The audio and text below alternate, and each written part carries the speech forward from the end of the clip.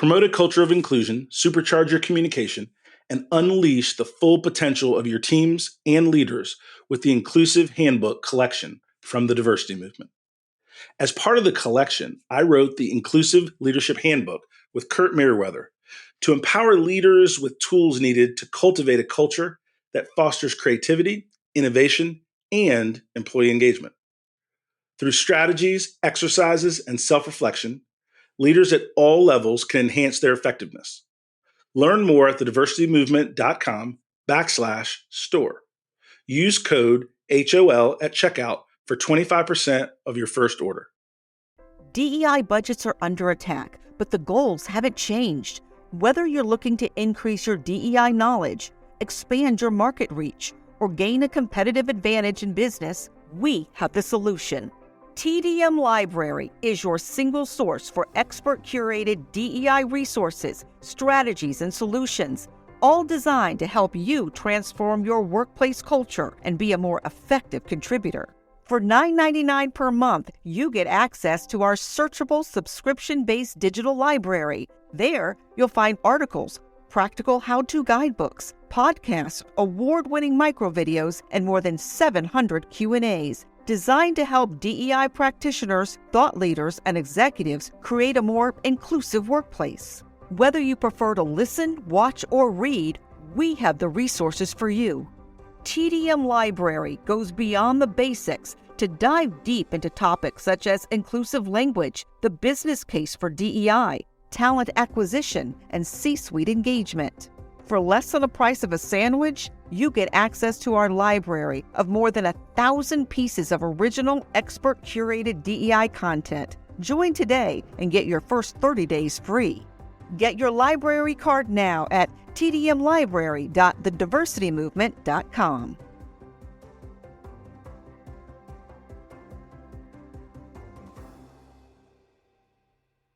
You can't stop me, nothing's gonna stand in my way.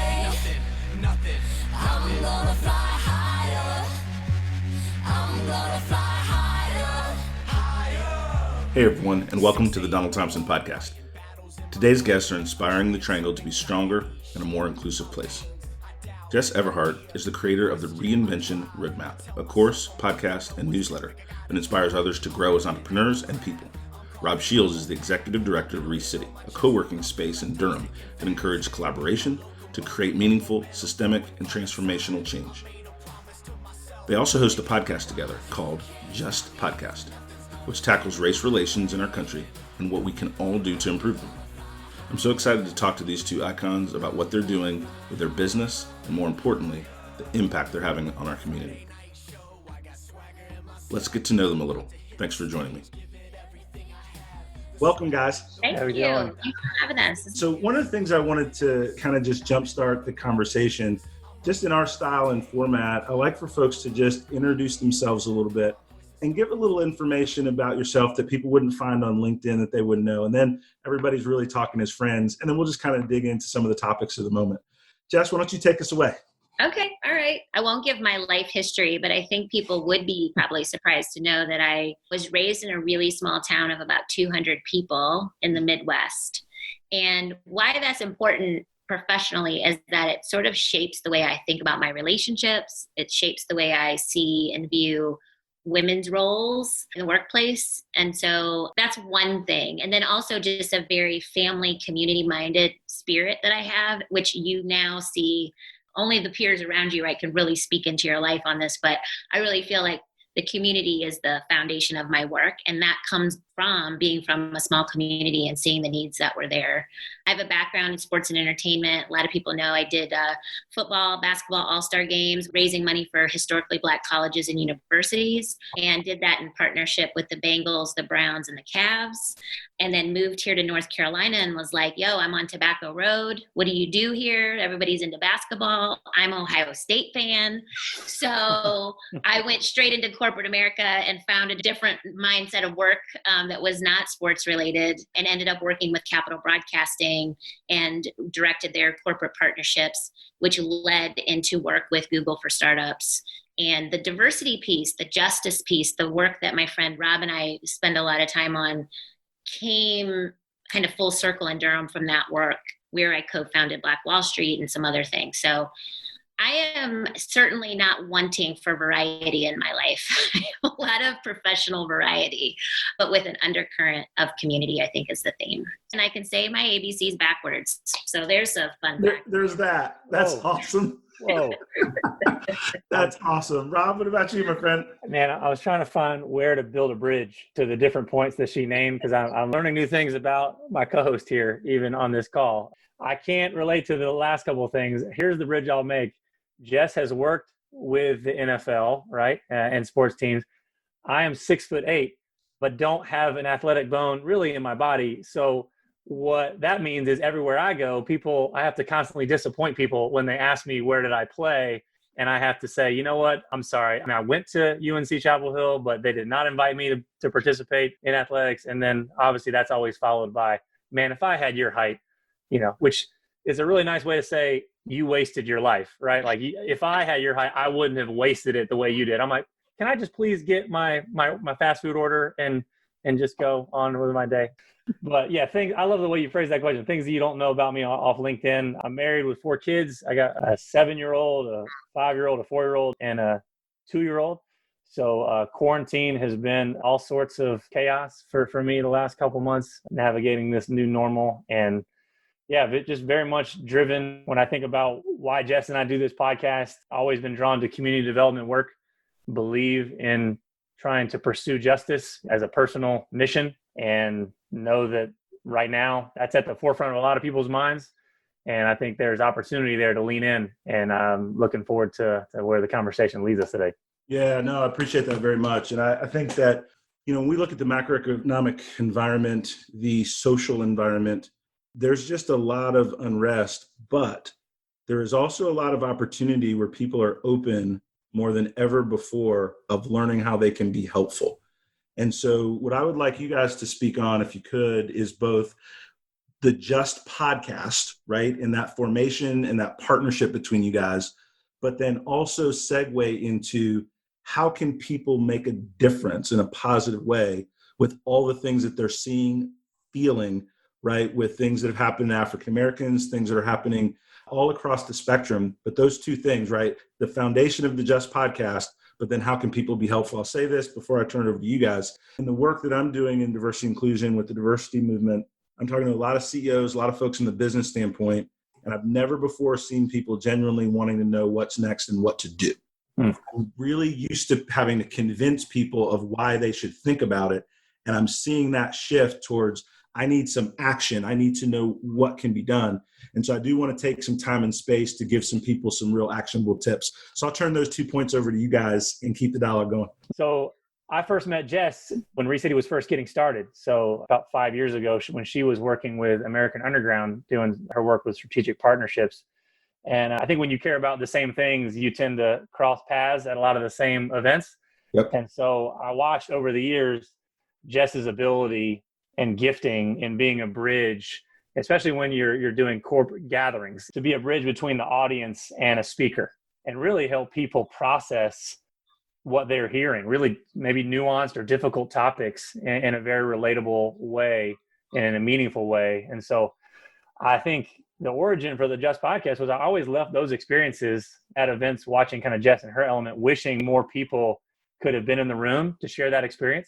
Mm-hmm. Because, there's so many events, there's so much good happening. You ever walk away from it and be, man, this one mattered, but there weren't nearly as many people here that needed to be. And so as Recity was ideating around ways that we could amplify marginalized voices, which is really a key value in the work that we do, and an opportunity for a podcast presented itself, I remember going up to Jes at one of these events. And before I could even finish the first sentence, I think all I got out was, podcast, you, me, and she's like, I'm in. I didn't even wait. I wanted her to do it, but I almost like went into trying to convince her not to. I was like, but here are all the reasons maybe you should. She's like, no, I'm good.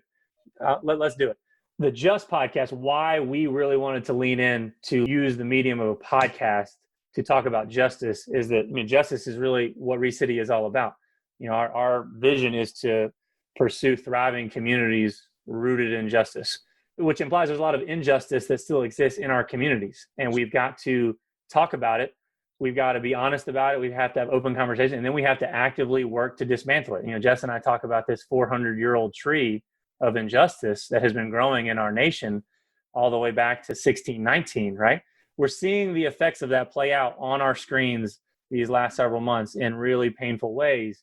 I think the reason we thought that this podcast matters is, when we first started it, was we believe that we were trying to raise awareness for the fact that injustice still exists. I think now we're at a whole different place where a lot of people are aware, but they're looking for what to do. And so it's definitely been this evolution that we've gone on this journey over the last 12 months of starting with just kind of bare bones educating people about the word justice, what it means, both kind of on the punitive side of, hey, I did something wrong, I'm going to be punished, and the restorative side, which often can mean marginalized people who are not being given their fair due, right? Which doesn't have anything to do with the punitive side. And so I think for us, that's put us on a journey of wanting to center and amplify marginalized voices. And so that's the journey we've been on, is getting to have conversations around a myriad of different topics, because all of those roots of that tree now, I mean, they're interconnected. That's right. So you can't just pull out one and talk about one and say, we're going to really treat this one root. That's not how the tree comes up. You've got to address it in a holistic way. And so I think that's the approach that we've taken. And we got to keep talking. We got to keep talking about this because we're nowhere near done.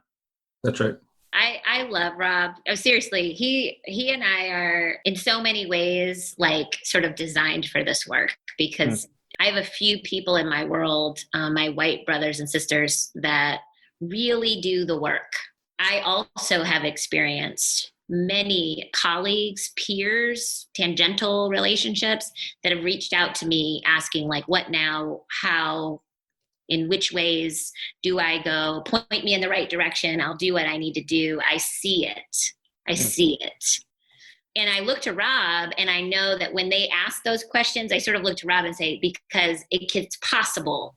Like a white man, a 6'3" white man who has all the privilege in this country is leading in a justice podcast because he's done the work. And I think that's the thing that is so compelling to me, is that we all are capable of arriving to inflection points in our life. We are all capable of change. It's possible. Minds can be changed. And there was a sea change. There's no doubt. When George Floyd was murdered before our eyes, there was a swell, a sea change happening in this country, whether we realized it or not. And I was moved by what I was seeing. I was also in mourning, but I'm mostly encouraged by what you said, Don, that people are not just like, that is really rough, or that's tough, or that's a one-off, or all the excuses, but finally, like, wow, this is a real problem. There is a tree that has many roots, and how do we tackle it? So I think people need to take, I say this all the time, very simply, people need to take a personal and spiritual accounting of this time, a personal and spiritual accounting. And that means, rather than examining the Black community, if your listeners, my white brothers and sisters who are listening to this, yes, please understand that history, but you're a part of that history. They're not separate. So like whiteness comes out of that history too, that neurosis that has been created over time, that there's a difference in value. That's real. And so while we're spending so much time in the Black community learning and growing, I've been asking lately in the last week or so for my white brothers and sisters to look within and think about their own power structures, and think about how whiteness feels if that was taken away from them, and start really looking internally. So personal and spiritual accounting, and it really starts here. It's easy to look outside and look at communities and look at people that don't look like you. But what if you took a day to think about your own privilege and your own power structures, and that mental space that has been created in our minds, that you meaning a white brother and sister, are better than those who have more melanin in their skin. Like, let's really examine that. I want to extend on that. I have just a comment, right? Because you talked about looking inward and that personal reflection. Yeah. And I think it's so easy for people to say, all right, I want to learn about this other problem. I want to make a judgment whether I agree with this other problem or not. And you can have a lot of well-meaning conversations without doing the personal work of what your own responsibility is. And so what you're saying is really talking about that personal accountability for all of us. And that is really, really powerful and needed, right? And one of the threads that, I watched a documentary on Netflix, The 13th, and it was very powerful. But one of the things that it talked about is how we in the Black community believed the negative narrative about ourselves. And so it wasn't just the systematic component of racism that is true and atrocious. The history is true and atrocious. But for us to dig ourselves out of this hole also takes a rebirth of how we think about self, as well as you say, our white brothers and sisters that need to help along the way. So I really love that point about that personal accountability, right? And I think that resolves to all of us. One of the things that when we talk about race, when we talk about racism and all these different threads, we a lot of times look at the George Floyds of the world. We talk about the police or we talk about government, but there's another thing in terms of health outcomes.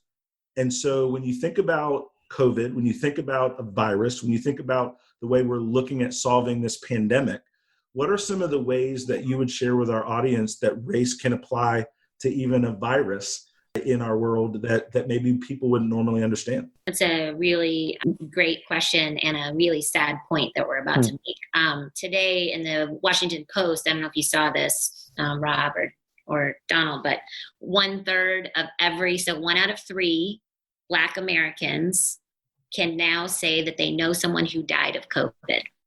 1 out of 3. I'm a Black American and I know 2. So you've got to ask why that disproportionality exists. And those questions have been asked. And I appreciate that there has been a lens focused on it. Rob and I were invited to sit in on, I forget what it's called, but the White House Council on African American something or other health, something about it. I don't know. But it was basically our top officials getting on a phone call to talk about that disproportionality. And I was fascinated by it. Part of the call, there was some intonations around people of color not being as vigilant around how they wash their hands and how they take care of their own health and bodies, which I disagree with, as if we're not capable of doing those things to take care of ourselves. We don't want to get sick. But I was fascinated by some of that, like lens shifting. The truth is there is an unconscious bias around people of color, and it has disproportionately affected us for years, hundreds of years, right? You ask our friends and peers when they go into, and the statistics are incredible, and I don't have them in front of me, about women, childbirth mortality rates and heart attacks for women, right? We just die or aren't cared for at the rates that are obviously race related, not just sort of like geographic or socioeconomic. Black women in higher incomes are still losing their children or dying of heart attacks at a different rate than white women of equal income and geography. Why is that? Right? And so, sure, when we have a pandemic, a virus that we can't name or understand, and it's confusing in our community, we're also the same community that will find ourselves at times in, depending on where you live and your background, in food deserts. So we're eating foods that are, less expensive because our incomes require that. We want to feed our families. Like, at the end of the day, we want to do everything that everyone else wants to do to give their families the best opportunity. But if I find myself in a food desert and my family's hungry and I go to McDonald's every single evening, right? And I find that my family is gaining weight or my blood pressure is high or the cholesterol is high over time, and COVID hits my same community overnight in grandma's home and has been subjected to no fruits and vegetables and very little access, or you have to have so much money to be able to eat organic, healthy foods. And then to get there, how are we getting there? Are we on a bus? Yeah. So it's disproportionately affecting our communities. And so when COVID hits, it's raining havoc. It's wreaking havoc on us. And we have to look at that and say, is that just? And would any person who is not a Black American want to trade places? We tackled this in an episode on our podcast of, can a virus be racist, right? And I think, yes and no, right? Because early on in COVID, we're like, oh, you know what? It's the equal opportunity offender, right? Like, oh, it doesn't care what you look like. Yeah, that might be true that the virus don't care, but America cares. Yeah. And if you think about a flood pouring into a valley, floodwater don't have to be racist to affect people differently depending on how high your house is, right? If you're living in a ditch you're going to get flooded sooner than when you've built it up. And that speaks to the racial wealth gap in America, right? That speaks to income inequality. This virus is pouring into the fissures that already existed in our nation, and the cracks, right? And are of our own making. And we've got to be the ones that are vigilant to be able to mend those and then to undo those. Otherwise, this is just going to keep happening. This is going to be a hamster wheel, and it's going to be a same song, different verse. And I'm hopeful that in this current moment, because of all of you can't tune out on ESPN, you can't go and distract yourself with a lot of typical distractions. People are locked in. Are people going to move on when the news cycle inevitably does? And are we just going to wait until we're reacting to the next violent murder that we see on the news in order to really move together to do what's necessary? Yeah. I mean, one of the things I would expand on is whether that's the health outcomes, that applies to education. Right now that all of our kids are at school, if you've got good internet, laptops, technical savvy parents, it's not as good as in person, but you can push through. If you don't have access to those things, you're falling further and further behind. Right. Like, and so it's like a bad situation for one, or an uncomfortable situation for one, is a education stoppage, right, for others. That speaks to that systemic challenge that we have in our country, that with all of the money we spend on things, our choices of how we spend money determines what we care about. And that is just evident. It's really interesting whether or not, to you guys' point, if we're going to have a sea change, not just in the media schedule, but a sea change in how we leverage our resources as a country to actually affect change that can be generational. As leaders in the community, you guys are getting asked to be on podcasts like this. Your phone's ringing off the hook. You're doing the work you were doing before, and now it's all heightened. How are you guys processing this change, right? Because these are what I'm finding in just my small world, and I'll share with you guys, these conversations around diversity and inclusion and white guilt with our white counterparts, with people that are dealing with race in the workplace, but they have now an opening to talk about it. These are emotional discussions. These are intense dialogues.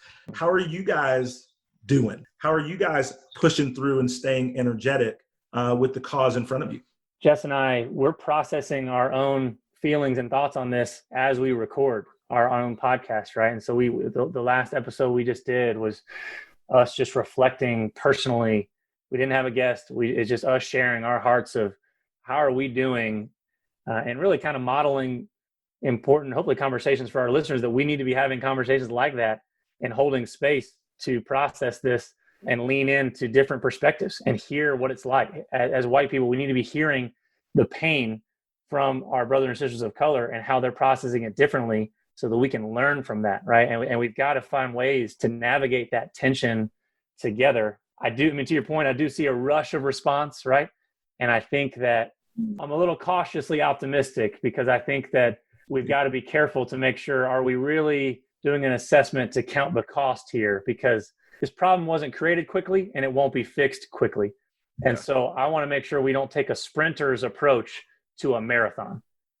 And there's a lot of sprints, right? Everybody's got their statement that their marketing team did, this high and tight, right? It looks real nice. It says a lot of the right things. Talk is cheap and talk is easy. I think it's in the doing, and it's really in this mentality of, are we gearing up for the marathon? Are we willing to count the cost of what it will cost us personally and professionally to meaningfully move the needle forward? I'm tired. That's the answer. I'm just like, but I am getting refreshing. So if you asked me 2 weeks ago, Rob can tell you, there were moments where we were invited to do different things, including the podcast that we did together. And I almost couldn't get through it because it's so personal, right? And for your listeners, I have a 17-year-old son who's 6'5" now, 6'5". I transfer him into these moments, and it is really hard to talk about the murders and the shootings in the street while jogging, right? Or being misidentified and not think about my own child.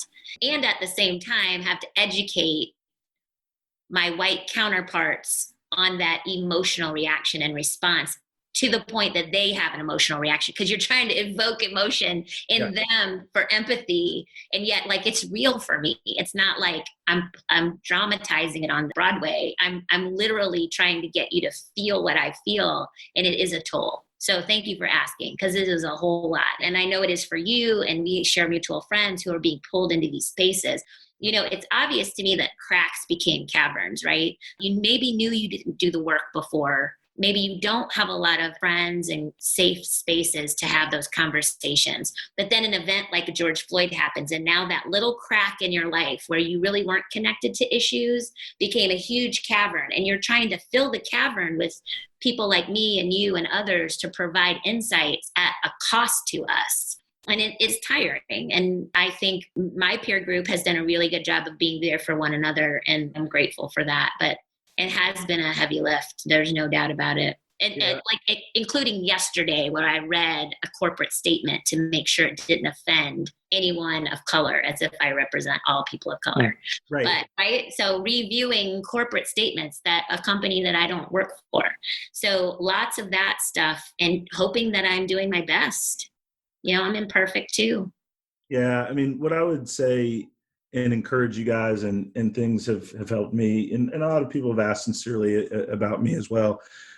My answer is to that same question that I posed to you guys is similar, but the part that gives me hope, which creates energy, are the conversations where I'm talking to somebody at a level that matters, that starts to get it, and I see them take an action that matters. And I'll give a very specific example. And Gary doesn't even know how much he helped me in this moment.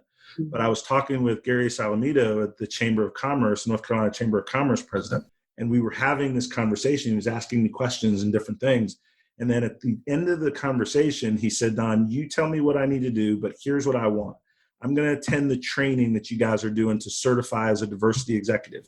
I'm going to send this out to all of the business leaders that I know.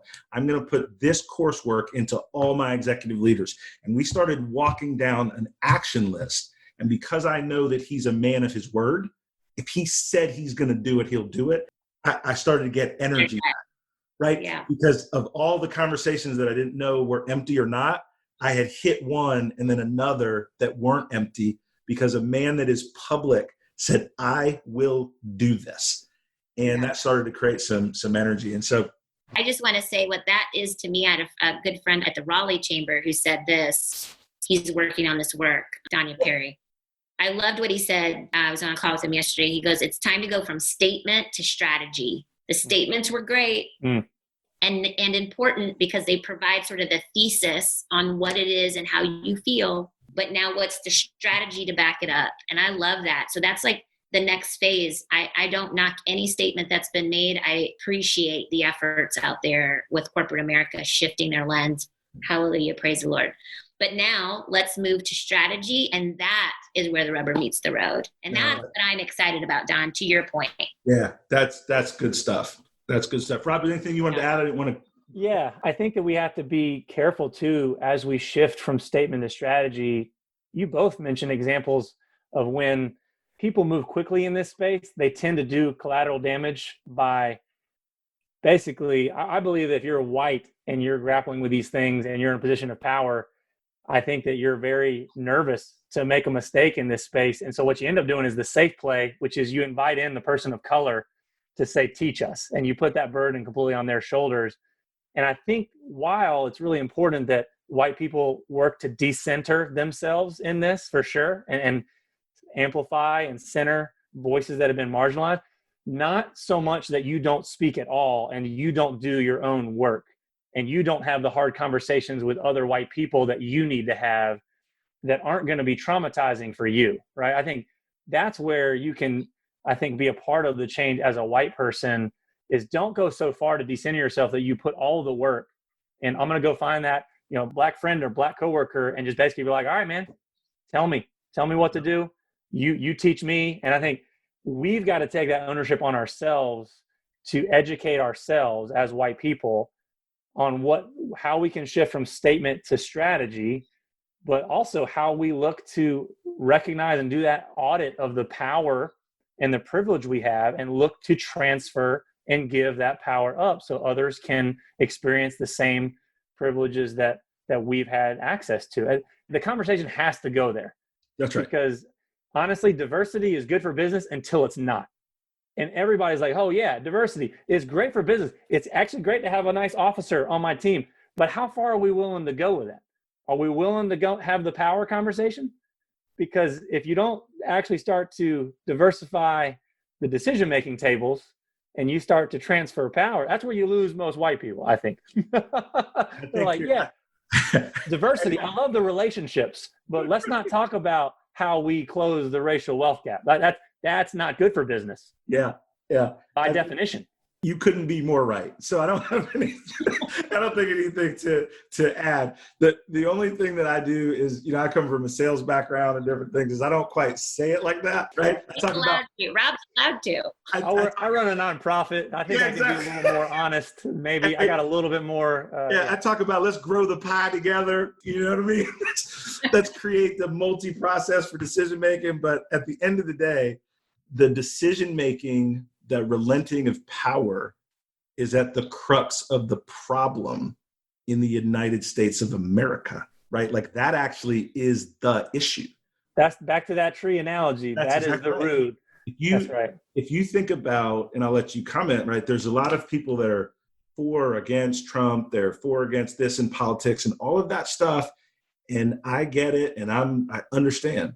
But the 200th judge that he recommended with a conservative leaning was confirmed by the Senate. So that means lifetime appointments for 200 people that may not believe anything like we're describing. And so we're talking about his last lie. We're talking about a wall. We're talking about all this other shiny object stuff and missing the power structure elements of how decisions are made about how we live. And to your point, how justice is meted out. That makes it a multi-generational problem to solve, because now all of a sudden people in power that you can't see on an everyday, it's not on TV, are making decisions every day about how justice is delivered to our society. And so I think part of our work is educating people on the power structure that we have to really win against. And it's not always the power structure we're seeing on the evening news or on cable or on Facebook and all of those arguments of no effect.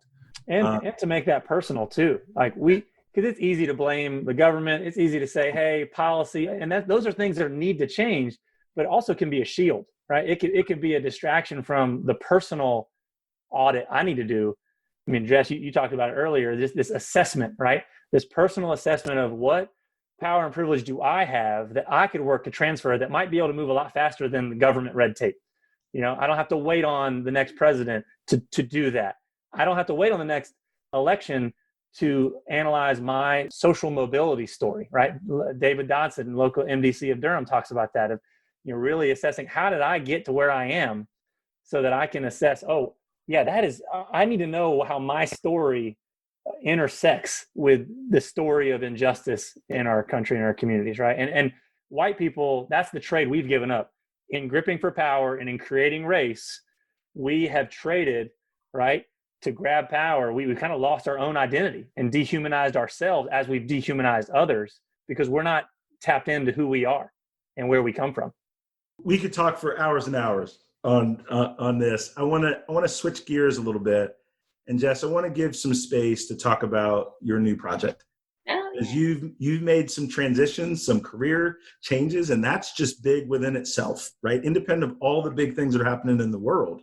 As an individual, to leave a corporate job, doing phenomenal, leader, CEO, and now you've launched and have created the Reinvention Roadmap, the Reinvention Project. Talk a little bit about this new journey that you're on. Thank you. I would love to. Yeah. I mean, it's really smart to start a new company in a pandemic. So I turned my notice, as many of your listeners will know, and some won't. I was the former executive director of Leadership Triangle for many years, loved personal leadership development a great deal. And so I learned a lot in that process and through some great mentors like Colonel Joe LaBeouf and Mark Molitor and many others, Colin Rustin. And as I was learning from these sort of sages in leadership, so much was coming forward about my own life, my own personal life, my journey. And I mentioned I'm from a small town in Ohio. My mom, what your listeners don't know is I'm biracial. So my mom is white, my dad is Black. And so that brings a lot of interesting complexity that we will not get into on this podcast. That's for another day. But the idea of inventing who you are to survive and to make it and to be the best that you can be, and then reinventing as you learn more about yourself, has been the story of my life since I was about 7 years old. And so having that leadership mentorship over the last several years has allowed me to do some self-examination and get really self-aware about the choices that I made along the way, the lies that I told myself along the way, the lessons that I learned or didn't learn along the way, and create this opportunity for other women to take that journey as well if they're going through similar experiences, want to change their circumstances, want to dive into something new professionally or personally, want to move to Spain and open a bookstore, whatever they want to do. There is a hurdle, and that's a lot. It's usually internalized. And so the Reinvention Roadmap helps I take the journey with you to uncover some of those things and allow you the space and freedom and hold sacred some space for you to reimagine who you are and the possibilities that exist for you. And then those around you will benefit. Not just you, but those around you, your kids, family, your community benefits from the best version of you. And so the Reinvention Roadmap is a course. There's a podcast called the Reinvention Road Trip, where we interview women from across the country who have inspiring reinvention stories. There's a newsletter and all the things. But people can check that out at jesaverhart.com, and we can, explore it together. But I'm really excited to showcase women and their stories along the way. No, that is powerful. Rob, I want to give you some space as our time winds down to just talk about some things that are going on at Recity, some resources and how people can get in touch, because you guys are both doing so much. There's no way to unpack it all. And I don't even think we need to, right? It's more important that people are like, wait a minute, I want to get to know Jes better. I want to get to know Rob better. And we turn this into new listeners for what you guys are doing also. So Rob, take it away for a few minutes. Yeah. As Jes was explaining, I just put two and two together. I should have done this earlier. I mean, we both have companies that start with the letter RE, right? And I think the shared value there is that we're both in the business of helping people rewrite stories. That's literally Recity's tagline, is rewriting the story of our city together. And so, which is just crazy. It takes us going on another podcast, Jes, to figure some of this stuff out. I don't know. Glad I could help. That's a fist I'm a little slow. Yeah, seriously. Thanks for the assist. But yeah, Recity, I mean, for those of you who don't know, I probably should have said this from the beginning, but we've got a diverse relational network of people who are pursuing justice together here in Durham. We've got 50 organizations. The majority of them are led by a person of color. And I think that centering marginalized voices and leaders in pursuit of justice is what Recity is all about. And so for us, one aspect of that, or primarily up until the last 5 years, has been co-working. Not in probably the best time to be in shared space business right now in quarantine, but I think for us, it's been a chance to reinvent ourselves. To Jes's point, I probably should sign up for the course, right? Because for us, it's really leaning into the fact that Recity is not a place. Recity is about people. Awesome. And our vehicle is really bridge building. And so we're really leaning into what it looks like to digitally connect people right now. I think probably the most practical thing that for our listeners would be, we launched a digital smart matching tool that basically is the eHarmony for volunteer matching, and Recity Connects. So a lot of volunteer hours are quarantined right now. People don't feel safe leaving their home and serving their community the same way they did before. We've got 50 organizations who are on the front lines pursuing justice that need your advice. And so if you're a business person, you have anything to give in time and talent, we encourage you to hop on Recity's website, www.recitynetwork.org. You can learn more about Recity Connects, and you can volunteer to be a virtual mentor, and you can serve your community while you practice social distancing from home and be able to, our local nonprofits need your support now more than ever. And so we'd encourage you to check that out. No, that is great. And I learned something new in terms of a way that I can participate and also help promote. And so what I'll be launching next week is I'll be a contributor for WRAL Tech and have a weekly column. And one of the goals is to talk about how technology is integrating into social good, right? I love the way that you've integrated technology, the virtual handshake, so to speak, so that people can still give in this moment, right? And the other thing is I just love people who have an action orientation, right? Because that's what we need, quite frankly. Like there's a lot of folks that talk good, it sounds good, but like to your point, we got to get in there and use what we all have at this moment to do what we can. And both of you exemplify that. And it's powerful that you guys are doing it together so you can keep motivating and pushing each other. And please, if I can be of benefit, anything you see that I can do or touch, just please ask. And a lot of times that we don't reach out is because we don't know what the need of the other is. But I want to share sincerely that I can be of help or benefit. Like, please let me know. Thank you, Donald.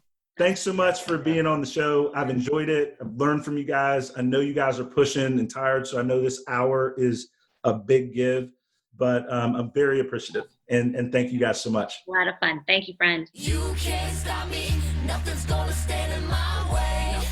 Nothing. I'm gonna fly higher. I'm gonna fly higher. That was Jes Averhart, creator of the Reinvention Roadmap, and Rob Shields, executive director of Recity. For transformational leadership from Jes's course, podcast, or newsletter, visit jesaverhart.com. That's jesaverhart.com. jesaverhart.com. And learn more about the Bull City's hub for social impact, visit recity.org. That's recity.org. RECITYNETWORK.org. And be sure to check out their podcast, The Just Podcast. This podcast is edited and produced by Earfluence. If you're looking for more information on how full-service podcast production can amplify your voice, build your community, visit earfluence.com. Thank you for listening, and we'll see you soon on the Donald Thompson Podcast.